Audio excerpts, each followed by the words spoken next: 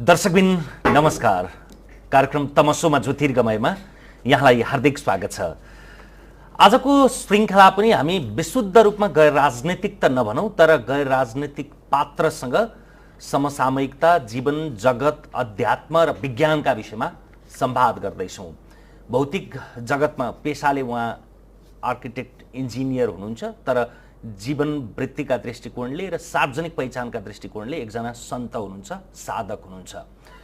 स्वामी आनन्द अरुणसँग हामी साक्षात्कार गर्दैछौँ। स्वामीजी स्वागत छ यहाँलाई। धन्यवाद। अक्सर यो विज्ञान र अध्यात्म चाहिँ 22 वर्ष भन्ने मान्छेहरूले ठान्छ, तर त्यो ठानिए पनि तपाईँले कुनै अन्तर्वार्तामा अथवा कतै लेख्नु पनि भएको थियो कि न त विज्ञान न त अध्यात्म, 99% त यसका विषयमा मतलब नै हुँदैन। अक्सर मान्छेलाई त जम्मा जम्मै दुईटा कुरालाई मतलब हुन्छ, ब्रेड एन्ड सेक्स, एउटा यौन र अर्को खाना। त्यही हो अहिले पनि त्यही छ, केही परिवर्तित भइ छैन। 99% व्यक्तिलाई कसरी जीवन संरक्षित रहोस् र कसरी सन्तति बढोस्, सेक्स र ब्रेड, यसैमा सीमित छ संसार। अध्यात्म र विज्ञान त 1% भन्दा पनि कम मान्छेको इन्ट्रेस्ट हो। तर तिनै 1% मान्छेले चाहिँ संसारलाई धानेका छन्। हो, they are the salt of this earth. उनीहरूले नि मार्गदर्शन गरेका छ, उनीहरूले नि विश्वलाई बचाइराखेका छ। नत्र यो ब्रेड एन्ड सेक्सवालाले त संसार सिद्ध्याइदिन्छ। यत्रो मारामार छ महत्त्वाकांक्षाको, यत्रो हिंसा, यत्रो घृणा। यो 1% बुद्ध, रमण महर्षि, ओशो जस्तो व्यक्ति भएन भने, शिवपुरीवा जस्तो व्यक्ति भएन भने संसार कहाँ टिक्छ? टिक्नै दिँदैन। हामीले ल सभ्यताको 10,000 वर्ष भयो भनेर भनौँ होला। पाश्चात्य दुनियाँको सोक्रेटस, प्लेटो, एरिस्टोटल, जीसस क्राइस्ट 3,000 वर्ष मानिन्छ।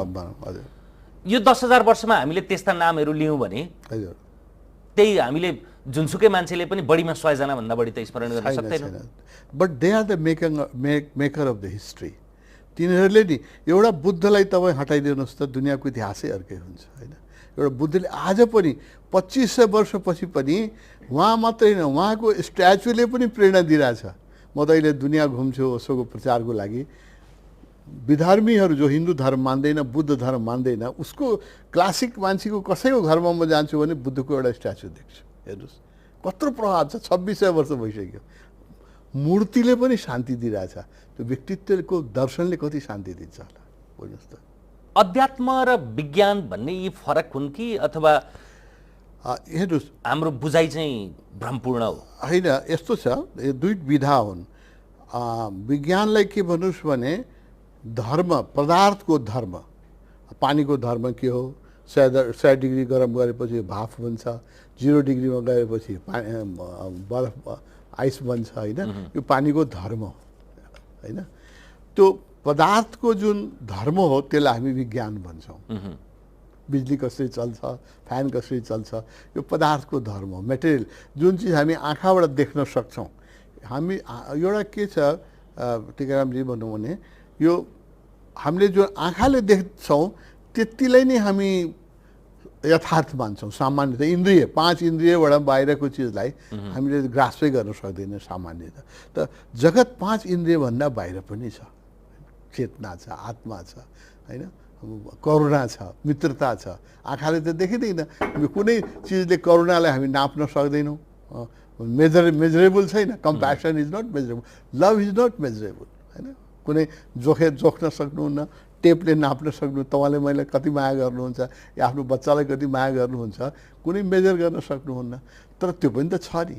त त्यस्तो जुन अदृश्य जगत छ त्यो अध्यात्मको जगत हो, होइन?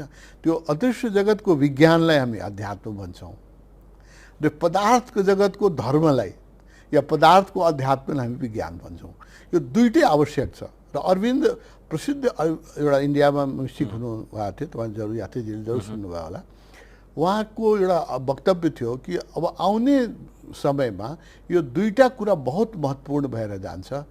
राजनीतिले बिस्तारै महत्त्व कम हुन्छ। राजनीतिको महत्त्व थियो अहिलेसम्म, अहिले पनि छ।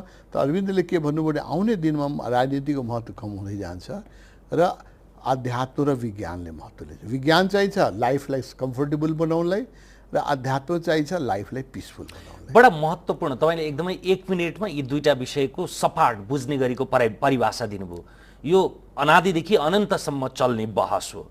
भौतिकवादीहरूले भौतिक संसारलाई मात्रै पदार्थलाई मात्रै अथवा दृश्य सादृश्य विषय आँखाले देख्न सकिने महसुस गर्न सकिने विषयलाई मात्रै यथार्थ मान्छन्। अब अद्वैतवादीहरू अर्का छन् जसले चाहिँ यो भौतिकलाई फेरि निस्सार भन्ने ठान्दछन्। उनीहरू त के भन्छन्, हामी त्यसका पनि विरोधी हो। जगत ब्रह्म सत्य जगत मिथ्या भनिदिन्छ। ब्रह्म एउटा सत्य हो, जगत त झुटै हो। त्यो हामी रजनीशीहरूले त्यो भन्दैन। यो जगत पनि सत्य हो, मेटेरियल वर्ल्डको पनि आफ्नै यथार्थ छ होइन। यो लुगा भएन भने, यो त हामीलाई एउटा सर्टेन भौतिक सुविधा भएन भने अध्यात्म पनि कहाँ गर्ने? छाना त चाहियो, रोटी त चाहियो, गाडी त चाहियो, आउनलाई यहाँसम्म आउनलाई गाडी त चाहिएको थियो होइन। त्यस कारणले भौतिक जगत पनि हामी भन्छौँ त्यतिकै सत्य छ। ओशोको सबभन्दा ठुलो योगदान यात्रीजी देख्नुभयो भने यही छ। उहाँले के भन्नुभयो भने यो भौतिक जगत पनि त्यत्तिकै महत्त्वपूर्ण छ, त्यत्तिकै यसलाई आदर गर्नुपर्छ र भौतिक जगत बिना अध्यात्मको अधुरो छ, अध्यात्मलाई त्यति आदर गर्नुपर्छ। यो कम्बिनेसन बिट्विन मेटेरियलिजम र स्पिरिचुअलिजम मलाई त्यसैले एट्र्याक्ट गरे ओशोप्रति। ओशोका विषयमा त अब त्यो एउटा विराट व्यक्तित्व हो। ओशोका विषयमा Osho never born never died only भिजिज the planet name Earth since 1931 to 1990 भनेर भनिन्छ। भौतिक रूपमा उहाँ आसक्त सम्मोहनपूर्ण भन्ने कुरा त त्यो तपसिलको कुरा हो। तर उहाँको अमेरिकामा भएको कम्युनमै 92वटा रोयल्स रोयहरू थिए, उहाँका अनुज बटुकहरूले उहाँलाई दिएको उपहार। त्यसैले त्यसलाई पनि उहाँले ग्रहण गर्नुहुन्थ्यो। एकदम उहाँले त्यही उहाँको विशेषतै यो हो। उहाँले के भन्नुभयो भने भौतिक सुविधा पनि चाहिन्छ मनुष्यलाई, आर्थिक उन्नति पनि। उहाँले त यति भन्नुभयो, दुईटामा एउटा चुज गर्नु पर्यो भने पहिलो अध्यात्मवादी हुनुहुन्छ जसले भन्नुभयो कि तिमीले मेटेरियल एफुलेन्स र स्पिरिचुअल एफुलेन्समा चुन्नु पर्यो भने पहिला मेटेरियललाई चुन्नु, किन मेटेरियल नभइकन अध्यात्म लङ्गडो हुन्छ, त्यसमा पुग्नै सक्दैन नि। जस्तो हाम्रो देशमा छ नि, हाम्रो के छ, हामी आफूलाई कसरी अध्यात्मवादी भने पशुपतिनाथमा गएर पनि म त के देख्छु, मान्छेले के भन्छ, हे शिवजी मेरो छोरालाई मालदार ठाउँमा सर्व गराइदिनुहोस्, या मेरो छोरीलाई राम्रो ज्वाइँ खोजिदिनुहोस् होइन। माग्ने त त्यहाँ निर्वाण कोही माग्न जाँदैन, वैराग्य माग्न जाँदैन, माग्ने त यही हो 4 आना जग्गा काठमाडौँमा कुनामा मिलाइदिनुहोस् होइन। यो त भौतिक चिज माग्छौँ नि हामी, किन भौतिक रूपले हामी दरिद्र छौँ। भौतिक रूपले दरिद्र भएको हुनाले हाम्रो अध्यात्म पनि दरिद्र छ। यो अध्यात्म होइन। तपाईँ त्यस्ता दुर्लभ पात्रमा हुनुहुन्छ, त्यसैले हाम्रो यो संवादको केन्द्रभूमि त्यही नै रहोस् भन्ने हाम्रो इच्छा पनि हो। तपाईँ 80वटा भन्दा बढी देशमा 600वटा भन्दा बढी ओशो सम्बन्धित ध्यान शिविरहरू प्रत्यक्ष रूपमा सञ्चालन गर्नुहुन्छ। त्यो कल्पनातीत छ। भनेको 2 वर्षसम्म हरेक एउटा ध्यान शिविरमा तपाईँ जानुभयो भने पनि त्यस सबैमा पुग्ने ठाउँहरू छन् 80 भन्दा बढी देशमा, जो पाश्चात्य पनि छन्, पूर्वीय पनि छन्, अफ्रिकाका पनि छन्, एसियाका पनि छन्, अमेरिकाका, उत्तर अमेरिका, ल्याटिन अमेरिका, युरोपका सबैतिरका छन्। त्यहाँका मान्छेहरूको समानता के र फरक के रहेछ? यात्रीजी, हरेक देशको मलाई दुनियाँ घुमेपछि मैले के देखेँ भने एक त हामी आफूलाई युनिभर्सल सिटिजन भन्छौँ होइन। अब म नेपाली हुँ, यसमा त कुनै उयो हुँदैन। मेरो राजनैतिक रूपमा नागरिकताका दृष्टिकोणले, पासपोर्टका दृष्टिकोणले तपाईँ नेपाली हुँ, मनको दृष्टिकोणले पनि अब हाम्रो धेरै संस्कारहरू नेपाली छ होइन, खानपान सबै नेपाली नै रहन्छ जता घुमे पनि। तर हामीले चाहिँ आफूलाई विश्व नागरिक भन्छौँ र हाम्रो एउटा तपोवनको मेन सन्देश के हो भने राष्ट्रियता पनि एक प्रकारको जातीयता हो, क्षेत्रीयता हो। क्षेत्रीयतालाई अलिक बढाइदिनु भने राष्ट्रियता हो। अहिले क्षेत्रीयता छ नि, तराई, पहाड, मधेस, यो क्षेत्रीयता हो नि। यसैलाई अलिकति इन्लार्ज गरिदिनुहोस्, त्यो राष्ट्रियता हुन आउँछ होइन। It is a enlarge casteism होइन। राष्ट्रियताले नै सारा युद्ध गराइरहेछ, राष्ट्रियताले नै शोषण भइरहेको छ। सुन्नमा धेरै राम्रो लाग्छ नाम यो राष्ट्रियता। हामी चाहिँ विश्व नागरिक हौँ र हामी के चाहन्छौँ भने अब 21वीं शताब्दीमा हामीले राष्ट्रियताको धेरै नारा लगाउनु हुँदैन। अब त विश्व एक भइसक्यो। अहिले तपाईँले हामीले जुन कुरा भोलि तपाईँले ब्रोडकास्ट गर्नुहुन्छ, 80 देशमा मेरा भक्तहरू त्यो सुन्नलाई पर्खिराखेका छन्। तपाईँले ब्रोडकास्ट गरेकै क्षणमा त्यो पुग्छ त्यो कुरा। हेर्नुहोस् त, वर्ल्ड टेक्नोलोजीले त वर्ल्डलाई एउटा परिवार बनाइदियो। अब खालि हाम्रो मेन्टल फ्रेमले मात्रै डिभाइड गरिराखेको छ। यही मेन्टल फ्रेम चेन्ज गर्नलाई म दुनियाँ घुमिराखेको छु। म दुनियाँ घुम्ने एउटै उद्देश्य छ कि now we have become one family. अब राष्ट्रियता बिर्सौँ, जातीयता बिर्सौँ, भाषाको विवाद बिर्सौँ। Let us become universal citizen.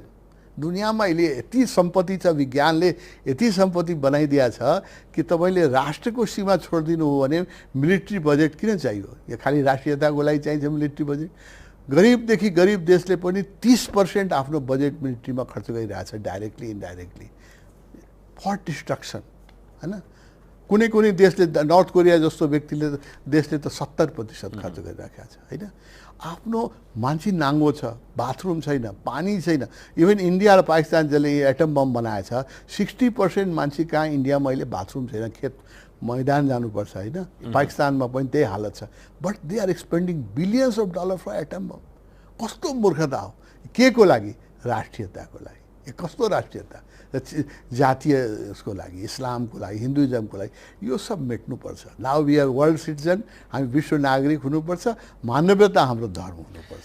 मानवतावादी भएर अथवा सांसारिक भएर हेर्ने हो भने त देश अथवा देशका सिमानाहरू भने त रगतबाट सृजित दर्शाहरू न हुन्, एकदमै दार्शनिक रूपमा राम्रो भन्नुभयो, राम्रो भन्नुभयो, हजुर। जित्ने र त्यस पछाडि एउटा किल्ला खडा गर्ने यो सामन्तवादी युगको देन हो। देशहरू के थियो? राजा आफू त लड्न जान्थिएन, राष्ट्रियताको नातामा हामीलाई लडाउँथ्यो, राष्ट्रको झन्डाको लागि लड्न जाऊ, हामी मर्थे, राजा त दरबारमै बस्थ्यो, होइन? सेना मर्थे। पृथ्वीनारायण शाह जस्ता अपवादहरू थिए जो आफै पनि जमाना गयो, त्यो जमाना गयो। अहिलेको अमेरिकन ट्रम्प थोरै लड्न आउँछ, उसले त बटन दबाउँछ, उसको हातमा एउटा ब्रिफकेस छ, त्यसमा बटन छ, उसले भुलले पनि बटन दबाइदियो भने हाम्रो कुनै अस्तित्व रहँदैन, होइन? यो सारा संसार 4-6 घन्टामा यो मरुभूमि सारा संसार परिणत हुन्छ। Russian president, American president, Chinese president, Indian prime मिनिस्टरको बुद्धि बिग्रियो भने हामी सबै मरुभूमिमा परिणत हुन्छौँ। एकजनाको बुद्धि बिग्रियो भने यति खतरनाक युगमा हामी जिरहेछौँ। त्यस कारणले अहिले विशाल स्टेजमा, विशाल स्केलमा अध्यात्म फैलाउनुपर्छ। त्यस कारणले म यो 74 वर्षको उमेरमा पनि वर्षको 6-7 महिना विदेश घुमिरहेको छु। 74 पुगिसक्नु? 74 पुगिसकेँ र म 54 जस्तो पनि देखिँदैन। अनि म दुनियाँभर घुमेर यही भन्छु कि we are sitting on a volcano, any time it can erupt. एउटा नर्थ कोरियाले अहिले हेर्नुहोस् न, नर्थ कोरियाले गर्दाखेरि अहिले युद्धको स्थिति आइसक्यो नि। अस्ति इन्डिया डोकलाम बोर्डरमा इन्डिया र चाइनाको बिचमा एक्सप्लोसिभ आइसकेका थिए कि थिएन? ये सब मिलिट्री पावर कन्ट्रीहरू हुन्, एटमिक पावर कन्ट्रीहरू हुन्। यिनीहरूले अलिकति तनाव, मान्छे त तनावमा आउँछ नि, स्ट्रेसमा। हामी त ह्युमन बिइङ हो नि, र हाम्रा राजनीतिकहरू बुद्ध होइन नि, महावीर होइन नि, त्यो त हामी तपाईँ जस्तै मान्छे हो। They are subject to stress and psychological pressure. त्यस्तो साइकोलोजिकल प्रेसर र स्ट्रेसमा आएर अलिकति एउटा वक्तव्य गलत दिदियो भने वी हेभ नो फ्युचर। यस्तो संसारमा हामी बाँचिरहेछौँ। र मैले तपाईँलाई सोधेको प्रश्नमा तपाईँले चाहिँ विश्व शक्ति र ती शक्तिहरूलाई पनि सञ्चालन गर्ने व्यक्ति र तिनीहरूको बहुलठ्ठीपनले कस्तो दुष्परिणाम निम्त्याउन सक्छ भन्ने पक्ष भन्नुभयो।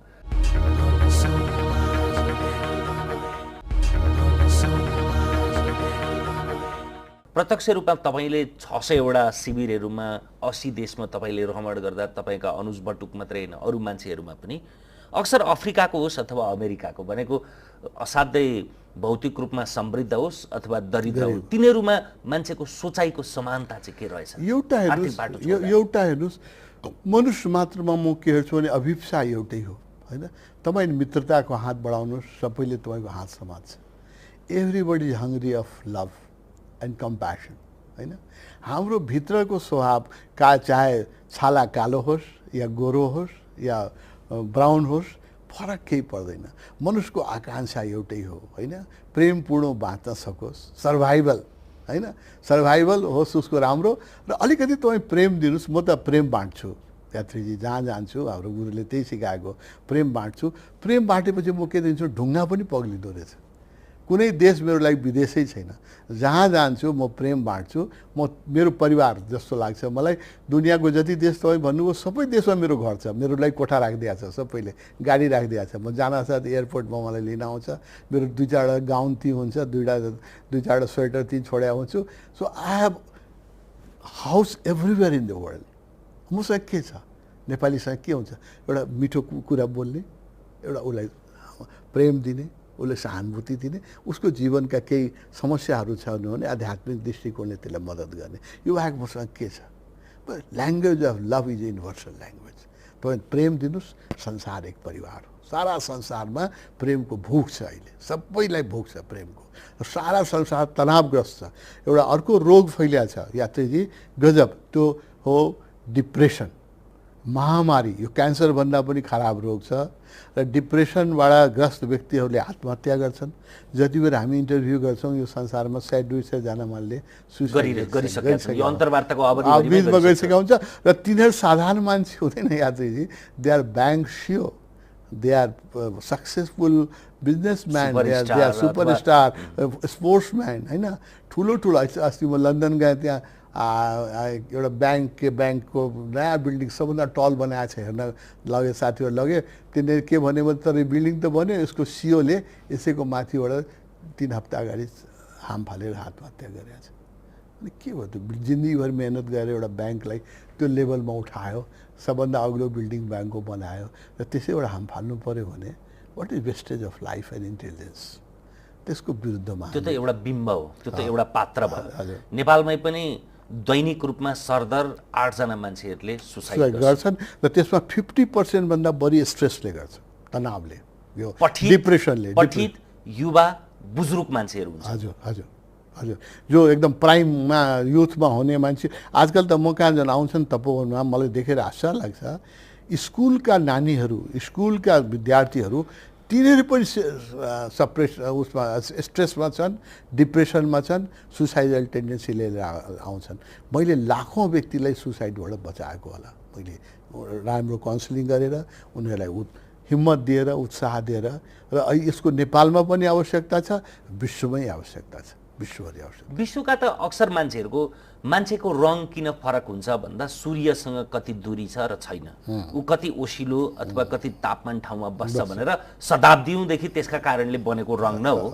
हाम्रै नेपालमै पनि 185 पूर्व उत्तर दक्षिणकोमा एकदमै बक्खु लगाउने कति धेरै रङहरू छन्। त्यसैले यो त अफ्रिका र अमेरिका भने सेतो कपाल हुनु र कालो कपाल हुनु, वर्ण कालो, गाउँ गोरो हुनु कुरा त खालि भौगोलिक रूपमा कहाँ अवस्थित। अक्सर 70-75% मान्छेहरू त एकै किसिमले सोध्छन् भनिन्छ। एकदम एकदम एकदम। र अहिले मनुष्यको दुर्भाग्यवश कस्तो हो भने हाम्रो जुन अहिले जो सिभिलाइजेसन जो ग्रो गर्यो, एडुकेसन सिस्टम ब्रिटिसहरूले ल्याएको एडुकेसन सिस्टम हो, अलमोस्ट युनिभर्सल त्यही सिस्टम भइसक्यो। ब्रिटिसहरूले अफ्रिका डेभलप गरे, इन्डियामा ल्याए, जहाँ जहाँ उसको कलोनी थियो त्यहाँ ल्याए। हामीलाई गुलाम त बनाएको थिएन, तर राजनीतिक रूपले नबनाए पनि मानसिक रूपले बनाइसकेकै थियो।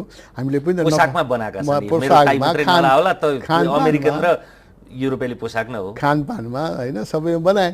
हामी त अमेरिका इङ्ल्यान्डकै जाने त इन्डियाकै गुलाम एक प्रकार भनौँ न, इन्डियाको नकल गरे हामीले। हाम्रो एडुकेसन सिस्टम जुन हाम्रो भयो यो एकदमै महत्त्वकाङ्क्षी भयो। मान्छेलाई एम्बिसन, सानो सानो नानीहरूलाई नि, अब बच्चा जन्मिया छ 3-5 वर्षको छ, आमाबाउले तिमी डक्टर बन्नुपर्छ है, इन्जिनियर बन्नुपर्छ बाबु, ठुलो खुब पढ्नुपर्छ। अब उसको इन्स्टिङ्क्ट हुनसक्छ नर्तक बन्ने या पेन्टर बन्ने, होइन, उसलाई ठेलठाल गरेर डाक्टर बनाइदिन्छ। म पनि तपाईँ गएर त्यस्तै एउटा केस हो। म म्युजिसियन बन्न चाहन्थेँ, मेरो अहिले पनि म्युजिक सुन्यो भने म पागल हुन्छु, होइन, म्युजिसियन बन्न चाहन्थेँ, कवि बन्न चाहन्थेँ। मलाई आमा बाउले ठेलठाल गरेर इन्जिनियर बनाइदिनु, किनभने इन्जिनियर बन्नु भनेको त्यो बेला चाहिँ एउटा सोसल प्रेस्टिज थियो। उसको छिमेकीको छोरा इन्जिनियर, मेरो छोरा किन बन्दैन। आज पनि यो छ, यो महत्त्वकाङ्क्षा केन्द्रित जुन शिक्षा छ यसले चाहिँ मनुष्यलाई विक्षिप्त बनाइराखेको छ र अन्नेसेसरी हामी एम्बिसन मान्छेलाई बढिराखेका छौँ। अब शान्ति कसैसँग छैन, त्यो demand of more and more. तपाईँसँग मोबाइल छ, हरेक वर्ष मोबाइलको मोडल चेन्ज हुन्छ। बच्चादेखि नै के हो भने नयाँ मोडलको मोबाइल कलेजमा ल्याएर देखाउनु पऱ्यो, होइन। मोटरसाइकल छ, हरेक वर्ष नयाँ मोटरसाइकलको मोडल आउँछ, टिभीको नयाँ मोडल आउँछ, ल्यापटपको नयाँ मोडल आउँछ। अब यो व्यापारिक महत्त्वकाङ्क्षाले मान्छेलाई, त्यसैले भ्रष्टाचार भइरहेछ। एसेन्सियल चिजमा मान्छे खर्च गर्दैन, सो अफमा यति खर्च गर्छ। र यो फेरि यो मान्छेको समस्या होइन के, तपाईँले भन्नुभएको 49% मान्छे किन यसमा अभिशप्त? क्रिएटिभ प्रब्लम हो, ओरिजिनल प्रब्लम होइन। यो त जानी संरचनागत रूपमा यो मलाई माफ गर्नु होला भन्छु, यो मिडियाले पनि बनाएको हो। यस्तो विज्ञापन मिडियाले गर्छ कि ओहो कोका कोला नखाइकन त प्यासै मिल्दैन। प्यासको अर्थै हो कोका कोला। चिसो भनेकै कोका-कोला चिसो भनेकै कोका कोला होइन। अब कोका कोला स्वास्थ्यको लागि यति हानिप्रद छ, केमिकली हेर्नु भने यति हानिप्रद छ, तर यो प्रचार तन्त्रले गर्दाखेरि विश्वको कुनै देशमा जानुहोस् अरू केही चिज भेट्दैन, कोका कोला त अवश्य भेट्छ। विश्वमा 2-3 देशमा भेटिँदैन थियो, उत्तर कोरियामा, इरानमा र बर्मामा भेटिँदैन थियो। बर्मामा पनि अब जुन्ता शासन ढलेपछि त्यहाँ पनि भेटिन थाल्यो। नाम चेन्ज गरेर अहिले त उत्तर कोरियामा पनि जान्छ अरे। त्यही त बुझ्नुहोस् न बजारको कस्तो रहेछ दबदबा, कस्तो पकड छ होइन। रेड बुल अब अस्तिसम्म म विदेशमा हेर्थेँ, नेपालमा थिएन, थ्याङ्क एक्जिस्टेन्स कि नेपालमा आएको छैन भन्थे। अहिले यहाँ गल्ली गल्लीमा रेड बुलको चाहिँ एडभर्टिजमेन्ट देख्छु, गल्ली गल्लीमा नेपालमा रेड बुलको। यो स्वास्थ्यको लागि कति हानिप्रद छ मैले भन्नु पर्दैन होइन। खालि एक्साइटमेन्ट दिन्छ, रातैको निन्द्रा बिगारिदिन्छ, ब्लड प्रेसर बढाउँछ। तर यो प्रचार तन्त्रले गर्दाखेरि यस्तो प्रचार निड्स छैन, यो यसको चाहिँ यो अननेसेसरी चाहिँ वान्ट क्रिएट गरिदिन्छ। मिडियाले पनि गर्छ यसले, प्रचार तन्त्र यस्तो छ, साइनबोर्ड यस्तो छ कि हामीले चाहिँ 90% हाम्रो रिसोर्सेसहरू छ अन्यश्री चिजमा गइरहेछ। यो फेरि मिडिया भन्ने पनि यो यिनीहरू त यी सबै टुल्सहरू नै हुन्, सञ्चार माध्यम हुन् अथवा अरू थुप्रै शिक्षा प्रणाली होस्, सबै इन्स्टिट्युसन मेन त एडुकेसन मेन त एडुकेसन छ। एडुकेसन मैले दुनियाँभरमा एउटा मेसेज दिइरहेको छु तपाईँको यो महत्त्वपूर्ण टिभीबाट पनि भन्न चाहन्छु। म एडुकेसन स्पेसलिस्टहरूलाई एडुकेसनबाट महत्त्वाकांक्षालाई मुक्त गरौँ, महत्त्वाकांक्षा मुक्त एडुकेसन गरौँ, मान्छे बनाऊ र प्रतिस्पर्धा मुक्त। यो दुईटा कुरा सबभन्दा खराब हुन् तर त्यसैमा झुमिन्छ। क्वालिटी मान्छेको बनाऊ, मनुष्यको क्वालिटी हुनु पर्यो, प्रेम, करुणा, मित्रता, दान होइन। कति आनन्दित बनाऊ न मान्छेलाई। Why you want to make him financial successful, psychologically happy बनाउनुहोस् न मान्छेलाई। त्यो छँदै छैन। प्रेम सिकाउनुहोस् न, अलिकति हाँस्न सिकाउनुहोस् न। कुन युनिभर्सिटीले मान्छेलाई हाँस्न सिकाउँछ? कुनै युनिभर्सिटीले करुणा सिकाउँछ? खालि हाउ टु बी मोर कसरी $10,000 अझ कमाउने वर्षको, यो बाहेक चाहिँ केही शिक्षा सिक्दैन। यो शिक्षा प्राणघातक शिक्षा हो। यो महत्त्वाकांक्षा मुक्त शिक्षा आएन भने अहिले दुनियाँमा करिब 50% मान्छे स्ट्रेसमा गइराखेको छ भन्छ साइकोलोजिस्टहरूले। डेभलप कन्ट्रीमा 50% मान्छे डिप्रेसनमा गइराखेको छ। यो शिक्षामा हामीले परिवर्तन गरेन भने यो 50% बढेर 100% हुन्छ। बडो खतरनाक छ शिक्षा, डेन्जरस एडुकेसन सिस्टम छ। र हामी कहाँ त अझ त्यसलाई डेन्जरस बनाउने कानुनहरू बनिराखेको छ। अझ शिक्षामा चाहिँ जुन परिवर्तनहरू भइरहेको छ त्यो बडो खतरनाक छ। मान्छेलाई मसिन बनाइदिन्छ यसले। पूर्व र पश्चिमको एउटा फरक चाहिँ पश्चिम रिनासा पुनर्जागरण कालमा आजको हाम्रो नेपाल अथवा पूर्वीय समाज जहाँ छ त्यहाँ पुग्यो 400-500 वर्ष अगाडि, र भौतिक रूपमा उनीहरू यस्तो सेचुरेसनमा पुगे त्यहाँभन्दा अब जाने ठाउँ छैन। त्यसैले अब बिस्तारै बिस्तारै यो करुणा, माया, मान्छेलाई जोड्ने एकत्व अथवा पारिवारिक सम्मेलन जस्ता के तत्त्व रहेछ त पूर्वमा भनेर उनीहरू यता फर्किन थालेका छन्। हामी चाहिँ अहिले पनि लगातार रूपमा आफूभित्र भएको कस्तुरी बिर्सिएर पश्चिमतर्फ नतमस्तक छौँ होइन। हजुर हजुर, यो यस्तो हो। तपाईँ 400 वर्ष भन्नुभयो, 400 वर्ष पूर्व त हामी नै धनी थिए नि, एसिया धनी थियो। खास गरेको यो इन्डियन सब कन्टिनेन्ट त सुनको चिडिया भन्थ्यो, गोल्डन बर्ड। लुट्न आउँथ्यो नि सारा दुनियाँ। ब्रिटिसहरू पनि त लुट्नै आएको हो नि, यहाँ त राज्य गर्न आएको होइन। यिनीहरूले के देख्यो भने यति यिनीहरू कमजोर छन् कि हामी त व्यापार गर्न आएको, लुट्न आएको, तर यिनीहरू यति कमजोर छन् कि यिनीहरूलाई परास्त गरेर राज्य पनि गर्न सकिन्छ। एक्चुअली त उनीहरू व्यापारी भएर आए थिए। तर हाम्रो 1657 त इस्ट इन्डिया कम्पनी बेलायतमा दर्ता गरेर क्यालकाटामा सानो एउटा पसल ल्याएको थिए। उनीहरूले के देखे, यहाँको खाना यस्तो राम्रो छ, रिचेस्ट फुड थियो हाम्रो रिजनको, रिचेस्ट फुड थियो, रिचेस्ट म्युजिक थियो, कल्चर थियो, डायमन्ड थियो। यिनीहरूले के अरे बाफ यति धनी छन् र लड्न सक्दैन, महाकमजोर छन् होइन। एउटा बन्दुक देखायो भने सारा सरेन्डर गरिदिन्छ भनेपछि पछि उनीहरूको भित्र राज्य आकांक्षा आयो, कमजोरी हाम्रो देखेर। र उनीहरूले त्यो हाम्रो कमजोरी थिएन, हाम्रो त करुणा थियो, हाम्रो सद्भाव थियो, हाम्रो माया थियो। अलिकति यात्रीजी यसमा के थियो, बुद्ध महावीरले हामीलाई र हाम्रा जुन शङ्कराचार्यहरूले के गरिदिनु भयो, जगत ब्रह्म सत्य जगत मिथ्या। यो संसारतिर हामीले भौतिक प्रगतितिर हामीले ध्यानै दिएन। शरीर पनि बलियो हुनुपर्छ। तपाईँको शरीर बलियो भएन भने तपाईँ आफ्नो घरको सिमाना पनि सुरक्षा गर्न सक्नुहुन्न होइन। फिजिकल पावर पनि चाहिन्छ। यो कुरा बुद्ध महावीर शङ्कराचार्यले गर्दाखेरि हामीले अध्यात्ममा जोडले लागे, अध्यात्म जुन उपनिषदले उचाइ लियो, गीताले ब्रह्मसूत्रले जो उचाइ लियो, त्यो अहिले पश्चिमलाई त्यो बुझ्न पनि गाह्रो छ। त्यो धेरै माथिको कुरा छ। सोपेनहावर जस्ता कोहीले एक दुईजनाले टाउकोमा राखेर कतिवटा सोपेनहावर छ संसारमा, किताब टाउकोमा राखेर रातभरि नाचेको थियो पेरिसमा त्यो गीता पढेर। खालि उसले त गीता पढ्यो होइन, त्यो पनि अनुवाद पढ्यो होइन, उसले उपनिषद पढायो भए, ब्रह्मसूत्र पढायो भए, अरू के हालत, बुद्धका उपदेशहरू पढायो भए के हालत हुन्थ्यो होइन। अहिले त पश्चिमले हाम्रो आध्यात्मिक सम्पदा त भर्खर बुझ्न लागेको छ, अलिअलि बुझ्न लागेको छ। उनीहरूको कल्चरै छैन धेरै कुरा बुझ्न। जस्तो गुरु शब्द छ नि, अब इङ्ग्लिसमा यसलाई तपाईँ ट्रान्सलेसनै गर्न सक्नुहुन्न। टिचरको त भद्दा नक्कल मात्रै हुन्छ त्यो। टिचर भयो या मास्टर भयो, दुइटै भद्दा नक्कल भयो होइन। समर्पण हामी भन्छौँ न गुरुलाई, अब समर्पणको इङ्ग्लिसमा वर्डै छैन। सरेन्डर भनेको त हारेको आर्मीले पो सरेन्डर गर्छ दुर्को होइन।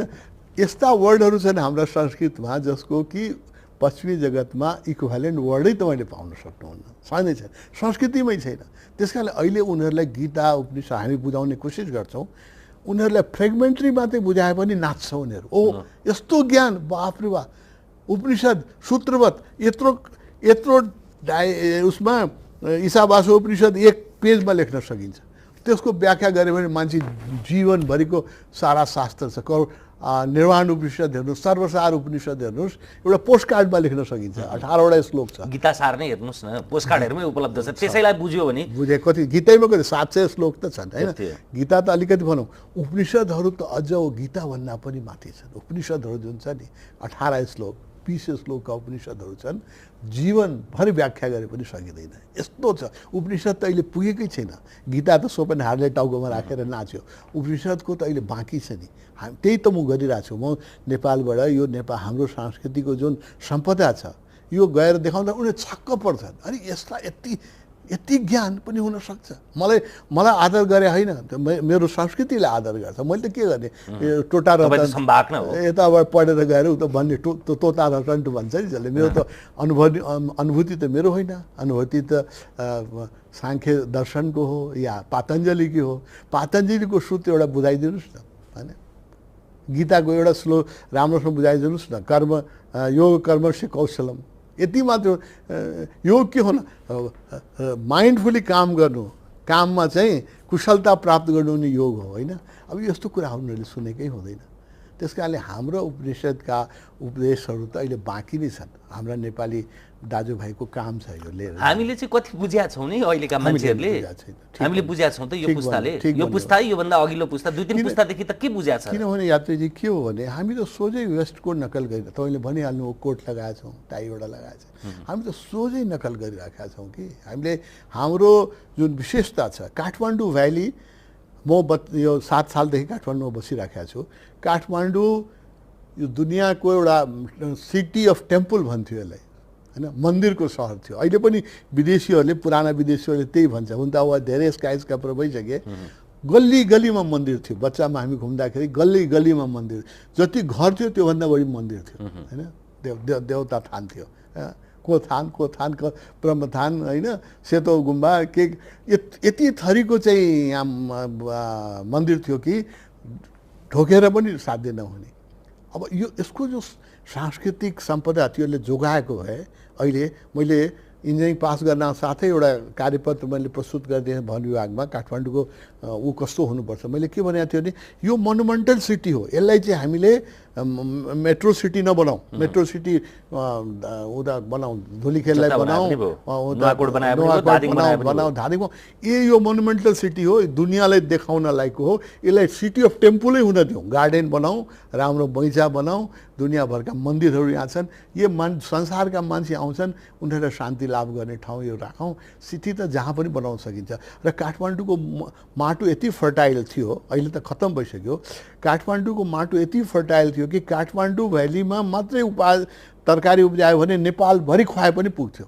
कालो माटो हो यहाँको, यति राम्रो बिउ यसो छर्दिएपछि। एउटा शोधले देखाए पनि थियो भक्तपुरको चाहिँ उत्पादकत्व एसियाकै सबभन्दा राम्रो उत्पादकत्व। चितवनको पनि त्यस्तै छ, चितवन भ्यालीको पनि त्यस्तै छ। अब यो हामीले बिगारिदिए यो स्काई स्क्यापर त मरुभूमिमा बनाउनु पर्ने, जहाँ केही हुँदैन, पहाडमा बनाउनु पर्ने, जहाँ कि माटो राम्रो थिएन त्यहाँ बनाए पनि हुन्थ्यो, सहर त जहाँ बनाए पनि हुन्थ्यो।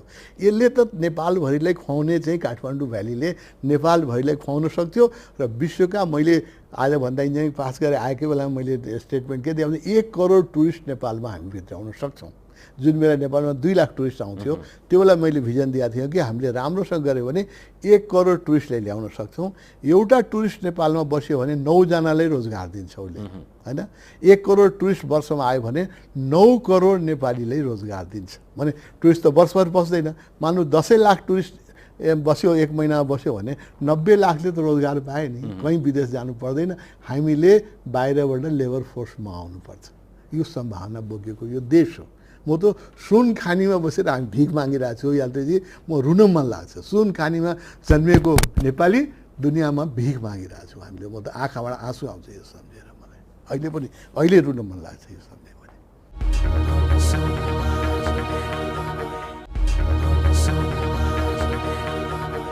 एक ठाउँमा तल सुनखानी छ, माथि बसेर उसले भन्नुभएको छ एउटा कथा यो, होइन? जो एक्चुअली घटना हो, जबलपुरको घटना हो। जबलपुर रेलवे स्टेसनमा एउटा भिखारी बस्थ्यो, एउटा डुङ्गर थियो फ्लोरको, त्यसमा माथि बसेर भिख माग्थ्यो। त्यो मरेछ, माग्दा बुढो भएर मरेछ। मरेपछि त्यसको लास उठाउनलाई कोही भएन, अनि म्युनिसिपालिटीलाई फोन गर्यो, म्युनिसिपालिटी आयो लास उठाउनलाई। अनि उसले के अरे यो त ढुङ्गर छ फ्लोरको, यसलाई पनि हटाइदियो। क्रेन लिएर आयो, त्यो ढुङ्गरको फ्लोरको हटाउँदाखेरि तल चाहिँ कसैले उसमा पितलको गाग्रोमा चाहिँ पहिला त ब्याङ्क स्याङ्क थिएन, असर्फी गाडेको थियो त्यही तल। कोही मान्छेले कुनै जाउँ समयमा अहिले पनि चलन छ नि, मान्छे गाउँमा त अहिले पनि भुइँमा गाडेर राख्थे पैसा। पहिला म बच्चा हुँदाखेरि चलन थियो। ब्याङ्क स्याङ्क थिएन, ब्याङ्कमाथि मान्छेको विश्वास पनि थिएन। त्यो सुनको असर्फीको करोड रुपियाँ सम्पत्ति हो। त्यो त्यत्रो सुन त्यसमा निस्क्यो गाग्रोमा कि त्यो बेच्दाखेरि जवाहरातहरू निस्क्यो करोड रुपियाँ। त्यसको माथि बसेर ऊ जिन्दगीभरि भिख माग्थ्यो। जबलपुरमा भएकै, इन्डियाको जबलपुरमा भएकै घटना हो यो, 60s भएको घटना हो। हाम्रो देशमा पनि भएकै त्यही छ। हामी त त्यही हो, हामी सुन खानीमा बसेर भिख मागिरहेका छौँ। किन हामीलाई आफ्नो सम्पत्तिको न ज्ञान छ, न यसप्रति कुनै आदर छ, न यसप्रति कसैलाई होस्। कसरी पावरमा पुगौँ, कसरी चेयरमा बसिराखौँ, यो बाहेक कुनै नेतामा कुनै प्रायोरिटी म देख्दिनँ। यो चेयर मेरो नजाओस्। नेता मात्रै भनेर राजनीतिज्ञलाई मात्रै भन्ने प्रश्न होइन क्या, समाज जस्तो छ त्यसको प्रतिबिम्ब त्यही त हो। सामाजिक नेता भन्नु, हाम्रो पत्रकारकै चेतनाको स्तर के छ, चिकित्सकै स्तर के छ, अथवा सबै क्षेत्रको भनौँ न, आफूलाई आफ्नो बाहेक अरू कुरा थाहा छ। आध्यात्मिक नेताकै स्तर के छ हेर्नुहोस् न, सबैलाई लिनुहोस् न। आध्यात्मिक नेताहरू पनि कम्तीमा तपाईँ टेबलमा तपाईँलाई त उदाहरण नदिउँ भनेर होइन। हामी सबै नेतृत्व गर्ने वर्ग जुन छन्, हामी पनि एक वर्गको नेतृत्व गरिरहेका छौँ। मेरो पनि नेपालमा करिब 1 लाख त मेरो इनिसिएटेड डिसाइपल छन्, होइन? एक प्रकारको सानो नेता त म पनि हुँ, होइन? हामीहरूको पनि बुद्धि छैन नि यो देशलाई, नत्र त यत्रो अन्याय कसरी सहने? बाफरे बाफ, कति अन्याय भइरहेछ हेर्नु त। बिना भ्रष्टाचारको तपाईँलाई थाहा होला, म भन्दा तपाईँलाई थाहा छ, आज एउटा ट्रान्सफर पनि हुँदैन। नियुक्ति त पहिला पनि हुन्थ्यो, आज त ट्रान्सफरमा पनि पैसा नखुवाइकन एउटा ट्रान्सफर हुँदैन, होइन? यत्रो अत्याचार भइरहेछ, यत्रो भ्रष्टाचार भइरहेछ। तपाईँ कहाँ अब हुन त सबै नीतिहरूको मूल नीति राजनीति हो। राजनीतिज्ञहरू अक्सर तपोवनमा गइ नै रहन्छन्।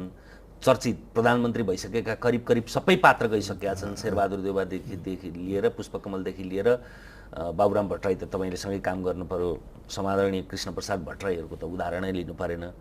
अनि तिनीहरू चाहिँ के देखाउन, भागभङ्गीका लागि यो पनि सन्तहरू कहाँ जाँदो रहेछ भन्ने सन्दर्भसँग मात्रै टुङ्गिन्छ कि केही न केही त्यो सङ्गतले सत्सङ्गबाट केही शिक्षण? होइन, यस्तो छ। एउटा त म तपाईँलाई एउटा आध्यात्मिक कुरा भन्छु, जो तपाईँलाई गहिरो कुरा भन्छु। कोही मान्छे पावरमा, ग्ल्यामरमा पुग्नै सक्दैन जबसम्म उसको पूर्वजन्ममा केही आध्यात्मिक यात्रा छैन। अमिताभ बच्चन आज यत्रो ग्ल्यामरमा छ, उसको अतीत हेर्नु भने पूर्वजनको योगी हो। पूर्वजनको योगी नभइकन ग्ल्यामरमा कोही पुग्नै सक्दैन। त्यसै हुँदैन नि, पैसा, इज्जत, मान, पद, कुनै चिज यो वर्ल्डमा त ल एन्ड अर्डर छ नि, सिटीमा त केही आउँदैन। यो जन्म गरेको होस् या पूर्वजन। म त आध्यात्मवादी हो, धेरै आफ्नो पनि पूर्वजन मैले हेरेको छु, अरूको पूर्वजन पनि अलिअलि हेर्न सक्छु। म के भन्छु भने आध्यात्मिक जस्तो कृष्णप्रसाद भट्टराई अब पूर्व जन्ममा पनि साधु हुनुहुन्थ्यो, अर्को जन्ममा पनि साधु बन्नुहुन्थ्यो। गल्तीले एक जन्ममा राजनीति भन्नुभयो, फेल हुनुभयो राजनीति। त्यो पनि साधु जस्तै साधु फेलै हुनु भने राजनीति फेलै हुनु, सधैँ चुनाव हार्नुभयो उहाँ, कहिले जित्नु भएन। एकचोटि गिजाओले मलाई दया गरेर पर्सामा जिताइदिनु हो, तपाईँको जिता त जिन्दगीमा हार्नुभयो। किनभने त्यस्तो सन्त हृदय व्यक्तिको लागि अहिलेको राजनीति बन्नै सकेको छैन।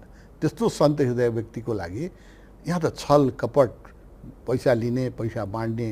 अहिलेको चुनावमा एउटा सिटको लागि 5-5, 10-10 करोड रुपियाँ मान्छेले खर्च गर्नुपर्छ।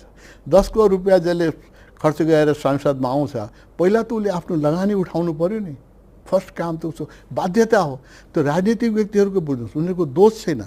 त्यहाँ बाबुराम भट्टराई जति नाम तपाईँ लिनुभयो, यो सबै पूर्वजन्मका जोगीहरू हुन् होइन। यिनीहरूको भित्र लुकेको अध्यात्म छ, त्यस कारण तपोवन आउँछन्, त्यहाँ राम्रो पनि लाग्छ उनीहरूलाई। उनीहरूलाई थाहा छैन कुन चिजले मलाई तानिराखेको छ।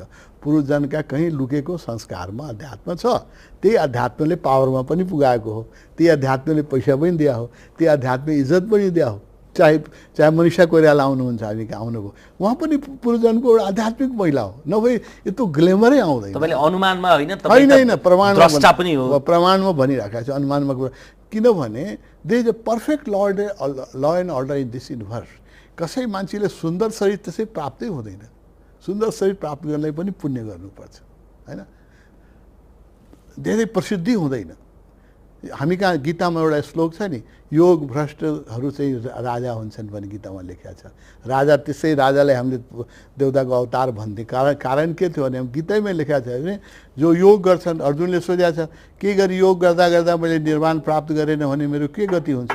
कृष्णले के भन्नुभएको छ भने योग गर, ध्यान गर, केही गरी तिमी मुक्त हुन सकेन भने अर्को जन्म तिमी निर्भय भएर जन्मिन्छौ, राजा भएर जन्मिन्छौ। भौतिक सुविधाको तिमीले जति उपभोग गर्न चाहन्छौ।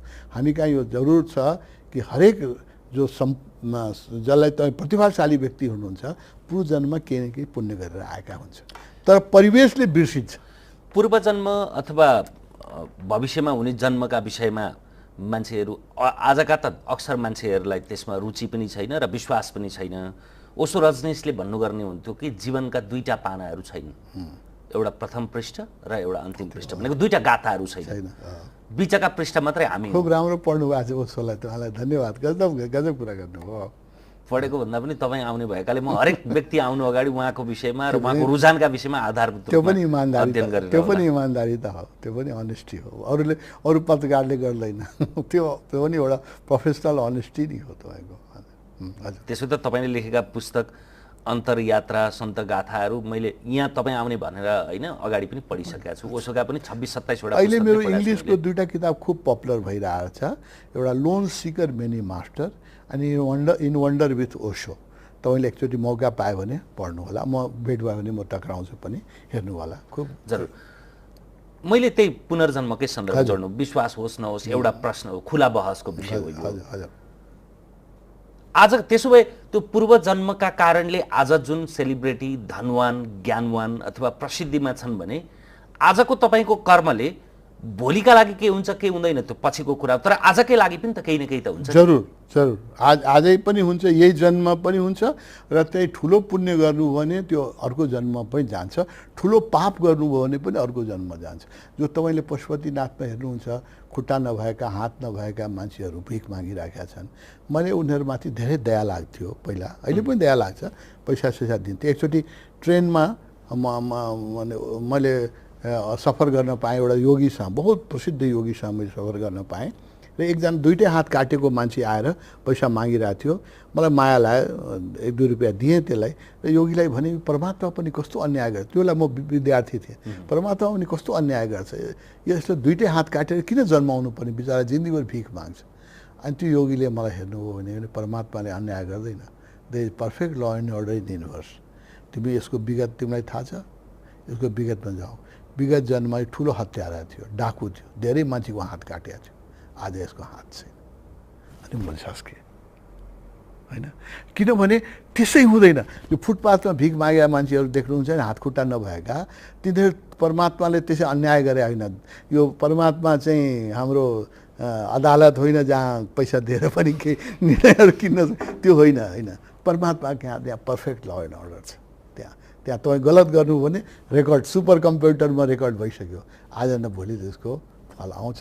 राम्रो गर्नुभयो भने पनि मैले राम्रो केही बोलेको छु भने त्यो पनि रेकर्ड भइसक्यो, केही राम्रो सोचेको छु भने बोल्नु त सोच्या पनि कसैको अहित सोचेको छु भने त्यो पनि रेकर्ड भइसक्यो। अद्भुत हुन्छ अरे। मैले पनि ओशोलाई पढाएर अरू थुप्रै आध्यात्मिक पुस्तक मैले कति आत्मसात गरेँ गरिनँ अथवा गर्ने, यति प्रश्न सोध्नु अथवा यस्ता किसिमको रुझानका कुरा गर्नु पनि त्यो पनि पूर्वजन्मको कुरा होला, यहाँले नै ठम्याउनु होला। तपाईँले सोच्नु, कल्पना गर्नु अथवा एउटा गाडीमा तपाईँले सफर गर्नु, हजुर, यहाँदेखि तपाईँको झापासम्म गाडीमा अथवा नेपालगञ्जसम्म गाडीमा जानुभयो, बाटामा के दृश्य देख्नुभयो त्यो त सबै त कैद हुँदैन, तर सर्र देखिएको दृश्य पनि त्यो अर्काइभ भइसक्छ, बस रेकर्डेड हुन्छ। तपाईँले कुनै दिन स्वप्नमा देख्न सक्नुहुन्छ, राति सुत्नु हो भने तपाईँ बाई रोडमा घुम्नु भएको कुनै चिया पसलमा चिया खानुभएको दृश्य हेर्न सक्नुहुन्छ। त्यो त कहीँ त रेकर्ड भइरहेछ नि सबै कुरा, होइन? र तपाईँले जो देख्नु हो त्यो मात्रै होइन यात्रीजी, जो तपाईँ हामीले सोध्छौँ नि, त्यो त कस्तो लाग्छ, बाथरुममा बसेर म एक्लै सोचिरहेको छु कसैलाई थाहा छैन, होइन? जेनरली बाथरुममा मान्छेले रोमान्टिक कुराहरू नै सोध्छ, होइन? उसलाई लाग्छ कसैले थाहा छैन, होइन? त्यो पनि कहीँ रेकर्ड भइरहेको हुन्छ। They are super computer. यो थट नेभर डाइज, यो मैले अध्यात्मबाट सिकेको पाठ हो। विचार कहिले मर्दैन, विचार कहीँ न कहीँ रेकर्ड भइरहेछ र आफ्नो टाइममा त्यसले मेटेरियलाइज गर्छ। गहिरो कुरामै गयौँ, अब रेडियोमा साथो मुस्दै नमुस्नु त्यतैपट्टि जाउँ न त। त्यो रेकर्ड भन्ने कुरा पनि हामी जो छौँ नि, तपाईँ जो हुनुहुन्छ भौतिक रूपमा, म जो छु, म भित्रको आत्मा र त्यो आत्माको परमात्मासँगको जुन कनेक्सन छ त्यसको त हामी केही प्रतिशत न हो यहाँ भएको, त्यो रेकर्ड भएको पनि त हाम्रै आफ्नो त्यो मूल अस्तित्वसँगको रेकर्ड नै रहेको हो, होइन र? हजुर, ठिक छ। अब आध्यात्मिक मान्छेले धेरै भन्न मिल्दैन भनेर मलाई मात्रै उद्धृत नगराउनु न, यहाँकै मुखबाट मुखारबिन्दबाट। त्यो हेर्नुहोस्, यस्तो छ, एउटा खप्तर बहादुरको एउटा किताब छ विचार विज्ञान।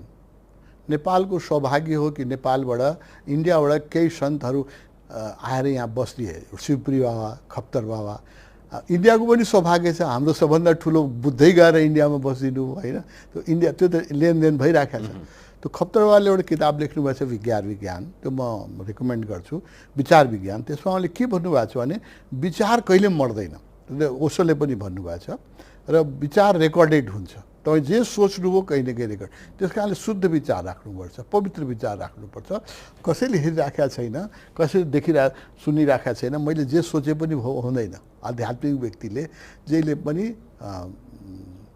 तमसोमा ज्योतिर्गमय सोच्नुपर्छ, अन्धकारबाट प्रकाश कसरी आउँ, होइन? सर्वे भन्तु सुखिना नै सोच्नुपर्छ। किनभने मैले हिंसक विचार सोच्यो भने कुनै दिन मलाई त्यो हिंसा सामना गर्छ। सोच्छु भनेर सोच्ने हो र होइन, यसो गर्छु भनेर गर्ने हो, त्यो यसै घटित होइन? त्यो बेहोसी हो, त्यसलाई तोड्नु पर्यो। त्यो हामी के भन्छौँ भने you should be conscious, master of your thought, you should be conscious.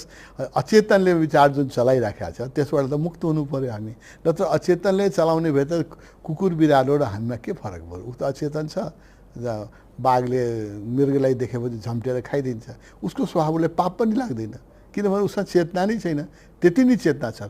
र तपाईँले मृगलाई मार्नु भने तपाईँलाई पाप लाग्छ, because you have A freedom. तपाईँले घाँस पनि खान सक्नुहुन्छ, फलफुल पनि खान सक्नुहुन्छ, मृगको मासु पनि खान सक्नुहुन्छ।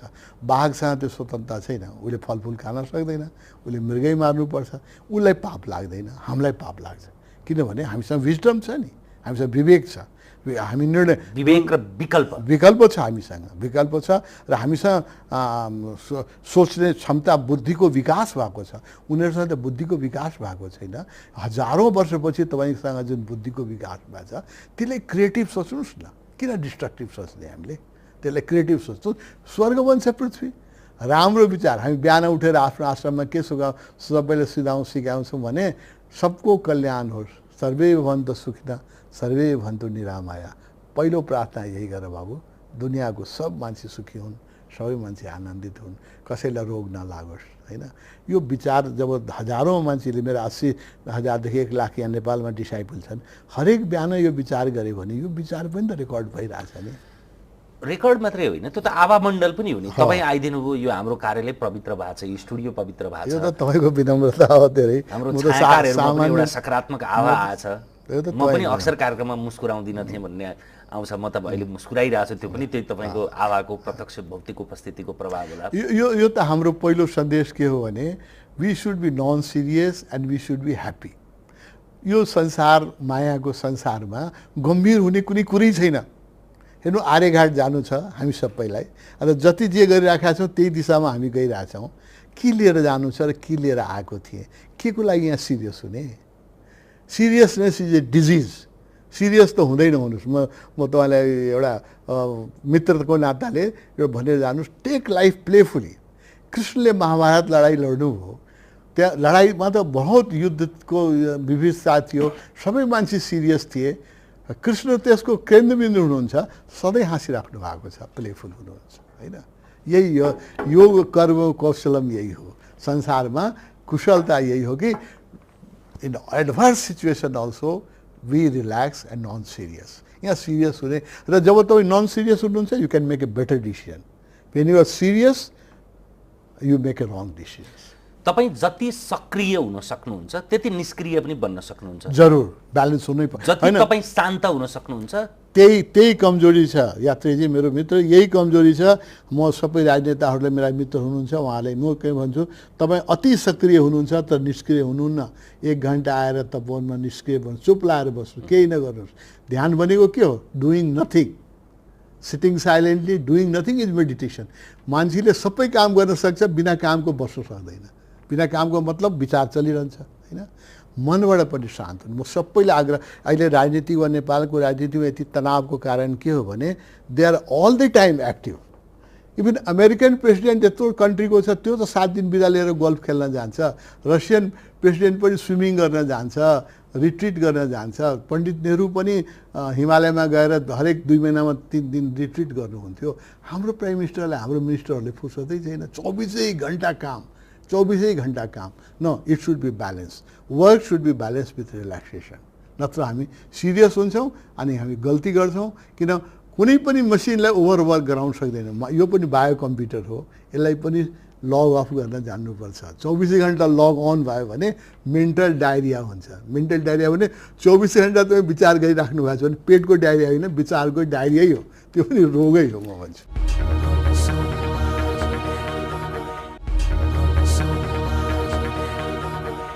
प्राकृतिक रूपमा निन्द्रामा आउने कस्मिक इनर्जीका कारणले पनि त रिफ्रेसमेन्ट गराउला, त्यसले पुग्दैन होइन? त्यो राम्रो निद्रा कहाँ छ यात्रीजी? आज मलाई हिजै एकजना मित्रले भन्दै हुनुहुन्थ्यो, काठमाडौँको अधिकांश सक्सेसफुल मान्छेको कहानी भन्दै हुनुहुन्थ्यो। एकजनाले मलाई के भन्दै हुनुहुन्थ्यो भने अधिकांश मान्छे सुत्न गाडी कि त औषधि खान्छ, स्लिपिङ ट्याब्लेट खान्छ, कि अल्कोहल खान्छ, कि सेक्स गर्छ। यो बिना मान्छेको नेचुरल स्लिप चाहिँ डिस्टर्ब भइसक्यो काठमाडौँमा। जबकि हामी अहिले त्यति उन्नत पनि भइसकेका छैन, वर्ल्डमा त छँदैछ। Sleep has become a big problem. Natural sleep त संसारबाट बिस्तारै हराउँदै गइरहेछ। जुन स्लिपले तपाईँले रिफ्रेस गर्थ्यो त्यो स्लिप के थियो? जब तपाईँ योग निद्रामा जानुहुन्छ, जब सुत्नुहुन्छ र एकछिनको लागि तपाईँले स्वप्न पनि चल्दैन र पूर्ण विश्राममा जानुहुन्छ, त्यो त ध्यानै हो। त्यो मान्छेले कहाँ आजकल रातभरि करबट बदलिरहेको विचार चलिरहेका छ, 2 बजेसम्म मान्छे टिभी हेरिराखेका हुन्छन्, या इन्टरनेट चलाइराखेका हुन्छन्, या किताब पढिराखेका हुन्छन्, होइन? या टेलिफोनमा कुरा गरिराखेका हुन्छन्। 10-11 बजे आरामसँग विश्रामपूर्वक त खालि जोगीले मात्रै, हामी मात्रै सुत्छौँ र बिहान 5 बजे रिफ्रेस उठ्छौँ, होइन? संसार जहाँसुकै जाओस्, मेरो निद्रा चाहिँ बिग्रिनेवाला छैन। चाहे आज मलाई मर्नु पनि छ भने राति चाहिँ आनन्दसँग सुतेरै मर्छु। यो यस्तो निद्राको क्वालिटी कहाँ छ अहिले? Sleep has deprive, whole world is. America हामी कहाँ कम छ, अमेरिका इङ्ल्यान्डमा त sleep people are deprive of sleep. They can't sleep without chemical support or sexual support. Sexual movie हेर्नु पऱ्यो, प्रोनो हेर्नु पऱ्यो, या सेक्स गर्नु पऱ्यो। Yes, sex gives a very good sleep. हामी त्यसको विरोधी होइन, ठिक छ। Sex is natural than drugs. Drug भन्दा त सेक्स नेचुरल हो, जैविक हो नि, मनुष्यको जीवन। तर जीवन्त मनुष्यको बिचमा पनि प्रेमको सम्बन्ध भयो भने त्यसको उचाइ अर्कै हुन्थ्यो। वेन इट बिकम्स कमर्सियल, त्यो त फेरि सुत्ने प्रयोजनका लागि भयो नि त। त्यो त बडा घृणित भयो नि, एउटा बडा घृणित भयो नि, होइन? तर अधिकांश सेक्स पनि लभ विदाउट लभ भइरहेछ। त्यो विदाउट लभ जुन सेक्स छ त्यसले म एडल्टरी भन्छु। चाहे त्यो आफ्नो श्रीमतीसँग किन नहोस्, यदि तपाईँ आफ्नो श्रीमतीलाई प्रेम गर्नुहुन्न र रेस्पेक्ट गर्नुहुन्न भने आई कल देम एडल्ट्री। र तपाईँ आफ्नो अर्कै केटीसँग तपाईँको प्रेम छ र तपाईँलाई त्यो समादर गर्नुहुन्छ र उसको भविष्यको प्रति चिन्तित हुनुहुन्छ र तपाईँ सेक्स गर्नुहुन्छ भने त्यसलाई म एडल्ट्री भन्दिनँ। मेरो व्याख्या अलग छ। उसो रजनीशको व्याख्या ठिक हो। यो बौद्धिक यो होइन, तपाईँ आफ्नो श्रीमतीको शोषण गरिराख्नु भएको छ। If you don't love her you are exploiting her body भन्ने कुरा त हामीले अलिअलि अराजक जस्तो समाजले देखिने अराजक कुरा पनि गरिरहेछौँ। समाजले देखिने त्यो कोड अनकोड छ। विवाह भन्ने संरचना पनि कृत्रिम संरचना न हो नि, अनसोशल। ये एकदम एक समयमा यसको आवश्यकता पर्यो। सुरुमा पनि थिएन, जब हामी जङ्गलमा बस्थ्यौँ कुनै विवाह थिएन। जब हामी कृषि प्रधान भए नि बिचमा हामी 10,000 वर्षको भित्रै भएको विवाहको संस्था, त्योभन्दा अगाडि थिएन। जब हामी आदिवासी थिए, जङ्गलमा थिए, विवाह हुन्थेन।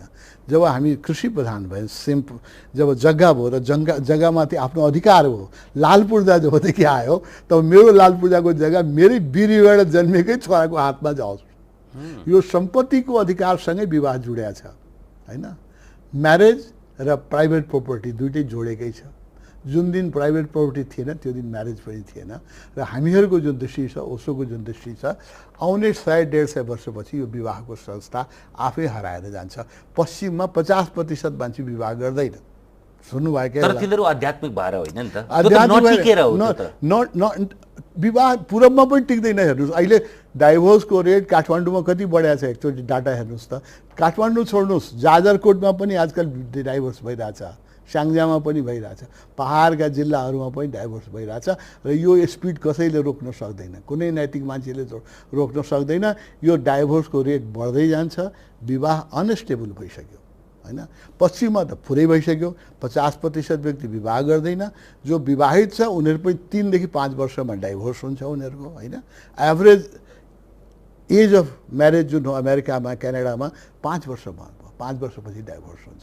त्यस कारणले यो विवाह समय बाह्य संस्था हो। यो भन्दाखेरि अलि अराजक लाग्ला, तर 150 वर्ष पक्नुहोस्, 2 जेनेरेसन पक्नुहोस्, धेरै टाइम लाग्दैन। अर्को जन्ममा यो जन्ममा भएको यो संवाद स्मरण गर्ने ल्याकत राख्यौँ भने यो मैले बोले भने यो त रेकर्डेड हुन्छ नि कहीँ।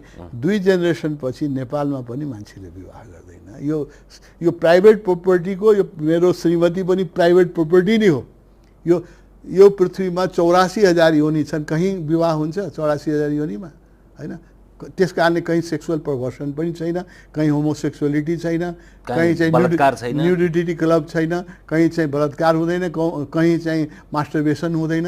यो किन सबै मनुष्य सबभन्दा विकसित प्राणीमा किन हुन्छ भने हामीले चाहिँ एउटा अननेचुरल संस्थालाई जोगाउन कोसिस गरिरहेका छौँ। अब यो जुग्नेवाला छैन। 2 जेनेरेसन पछि हराएर जान्छ, कसैले रोक्न सक्दैन। पश्चिममा हराइसक्यो। हामी के छौँ? What America does today, Europe does tomorrow, will do tomorrow. What Europe will tomorrow, India will do day after tomorrow. What India will do, we will do day fourth day. हामी त नक्कल गर्ने बाहेक हामीले के जानेका छौँ र? आफ्नो केही चिज हामीले केही पनि न तपाईँ आफ्नो खाना जोगाउन सक्नुहुन्छ। पिज्जा खानुहुन्छ, कसले सेलरोटी खान्छ घरमा? पिज्जा खान्छ हामी होइन, टोस्ट खान्छौँ। खाना पनि हाम्रो पश्चिमको आइसक्यो। प्लेटमा चम्चाले खान्छौँ होइन। थालमा कचौरा राखेर कसले खान्छ? सब जसको घरमा बुफे कस्तो सिस्टम ल्याइदिएको छ भने एउटै प्लेटमा 50 थरीको चिज हुन्छ। कसै खाने? मलाई त बाबुबाजेले तल बसेर पिर्कामा हरेक कचौरामा दालहरूकोमा, दहीहरूकोमा, तरकारीहरूकोमा सबैको स्वाद लिन्थेँ म। एउटै प्लेटमा 50 आइटम मैले के स्वाद दिने? तरकारीमाथि दाल चढ्छ, दालमाथि दही। तपाईँले यो फगत खाने कल्चर, खाने संस्कारको मात्रै कुरा गर्नु भएको छैन। विशुद्ध रूपमा एउटा जीवन जियाइको, जीवन हुर्काइको, जीवनलाई तपाईँले कति रस लिएर गर्ने भन्ने कुरासँग सम्बन्धित विषय छ। हाम्रो संस्कृति हामी सोझै आँखा चिम्लेर अमेरिकन नकल गरिराखेका छौँ। हाम्रा संस्कृतिका जो सुन्दर पाटा छ त्यसले जोगाउनु पर्छ। जस्तो खाने, थालमा कचौरामा खाने बडो साइन्टिफिक हो। हरेक चिज अलग अलग हुन्छ, त अलग अलग स्वाद लिन सक्नुहुन्छ होइन। दही खाँदा दहीको स्वाद आउँछ, दही र पलथी मारेर बसेर खाँदाखेरि अहिले जुन बुफे हुन्छ मान्छेले केही फुड इन्जोय गर्दैन। म ठुलो बुफेमा इन्भाइटेड हुन्छु, म जान्छु। पहिला त के हुन्छ भने रक्सी खाएर त्यो ककटेल हुन्छ। ककटेलमा रक्सी खाएपछि उसलाई त्यो बङ्गुरको मासु खाएछ कि मसरुम खाएछ कि कुखुराको मासु त्यो छुट्याउनै सक्दैन होइन। त्यो ठल्ड परिसकेको हुन्छ। अनि एउटै प्लेटमा सबै टोल राख्यो अनि गफ गरिराखेको छ, न खाना इन्जोय गर्छ, न खानाकोले स्वाद थाहा हुन्छ, पोलिटिकल गफ भइराखेको छ। खाँदाखेरि मौन बसेर खानुपर्छ। मेरो हजुरबुवा खाँदाखेरि घरमा कसैलाई बोल्न दिनुहुन्थेन, पिड्कामा बसेर खानुहुन्थ्यो, धोती फेरेर नुहाएर शान्त बसेर खानुहुन्थ्यो। उहाँले खानाको स्वाद लिनुहुन्थ्यो। Eating was a meditation. त्यो कल्चर मेडिटेसन, एभ्रिथिङ त्यो हाम्रो संस्कृति हो। त्यो संस्कृतिका उदात्त पक्षलाई जोगाउनु पर्यो यात्रीजी। म यही तपाईँको टिभीको माध्यमबाट भन्न चाहन्छु, हामीसँग भएको सम्पत्ति त जोगाउँ, नयाँ जोगाउनु त छँदैछ, भएको चिज त जोगाउनु पर्यो। त्यही पनि हामीले यो बुफे सिस्टम बडो अवैज्ञानिक सिस्टम, मोस्ट अनसाइन्टिफिक। कोही चिजको खाना एउटै प्लेटमा सबै चिज घोटघाट गरिदियो, के खाए के खाएन त्यही थाहा भएन। मान्छे बढी खान्छ बुफेमा, त्यसै बढी खान्छ, यो पनि चाखौँ यो पनि चाखौँ, यो बुफेमा always people overeat, taste गर्दा गर्दै अनसाइन्टिफिक हो। त्यही हामीले संस्कृतिमा पुर्कामा बसेर शान्ति बसेर मन बसेर हरेक चिजको स्वाद लिएर खान। Food is a delight. त्यो मान्छेको सबभन्दा ठुलो प्लेजर हो खाना भनेको हो। यसको गरिमा हामी तपनमा ल्याइरहेको छौँ, हामी किचनमा राखिरहेको छौँ, मौन भएर खानुहोस्। यहाँ खाँदाखेरि राजनीतिक कुरा नगर्नुहोस्, त्यो राजनीतिक कुरा फिल्डमा गएर गर्नु होला। खाँदाखेरि मौन बसेर खानुहोस्, होइन? हरेक चिजको खाने कुरा मात्रै होइन स्वामीजी, तपाईँ जे गर्नुहुन्छ त्यसमा त्यही मात्रै गर्नुहोस्। बस अन्तर्वार्ता मात्रै लिनुहोस्, खिच्नु मात्रै हिँड्नुहोस्, हिँड्दा हिँड्नु मात्रै हिँड्नुहोस्, ड्राइभिङ गर्दा ड्राइभिङ मात्रै गर्नुहोस्। तपाईँले त मन्त्रै भनिदिनु हो यात्रीजी, त्यो मन्त्र हो, यो महामन्त्र हो। जुन काम तपाईँ महामन्त्र हो, जुन काम गर्नुहुन्छ त्यसमा पूर्णता गएर गर्नुहोस्। यही कर्म कौशल, गीतामा यही श्रीकृष्णले भन्नुहुन्छ, योग भनेको यही हो। जुन काम तपाईँ गर्नुहुन्छ त्यसमा पूर्णता छ डुबेर गर्नुहोस्, त्यही ध्यान हो।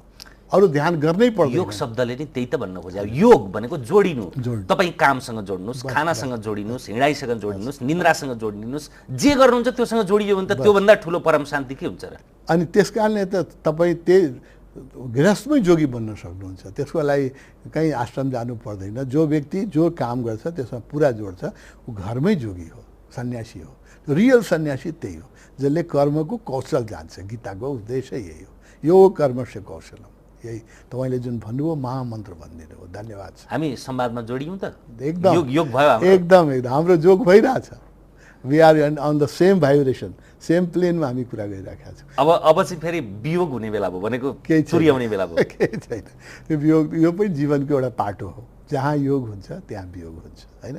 एभ्रिथिङ इज टेम्परल, होइन? बुद्धले भनेर जानुभयो नि, कुनै चिज पर्मानेन्ट छैन। जस्तो सुकै प्रेमको सम्बन्ध, जस्तो सुकै मित्रता, सबै यो संसारमा एक दिन नष्ट हुन्छ। यो यथार्थ हो जीवनको।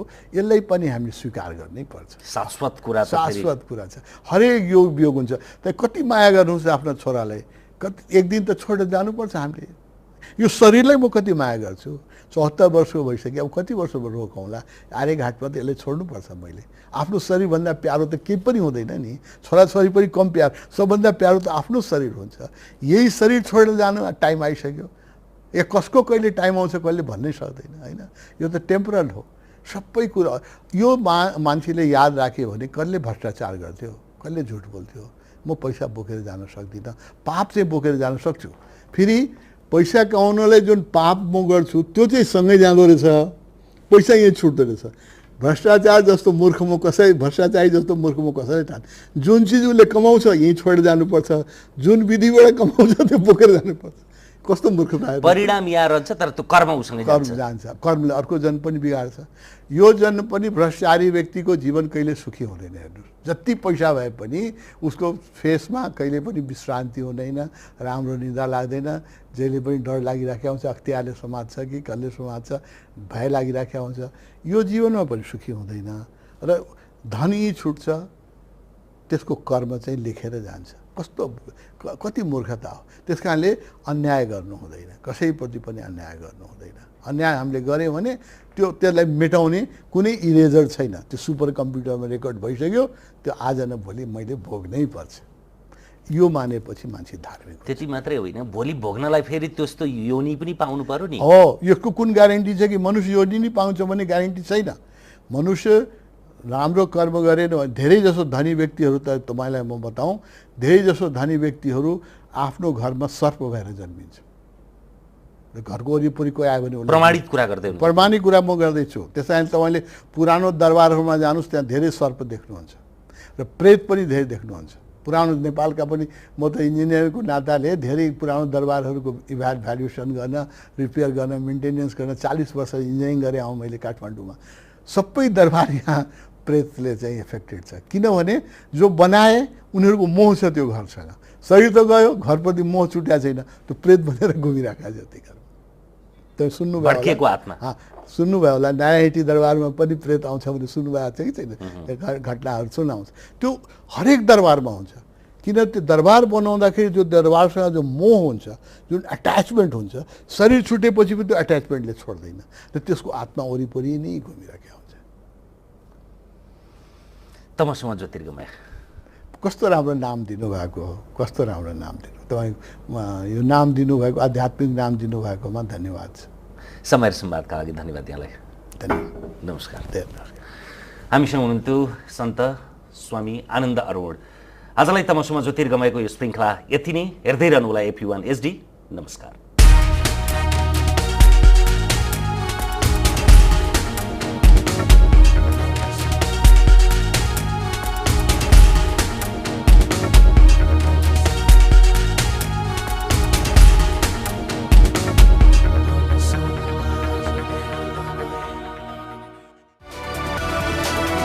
It's an AP1 presentation.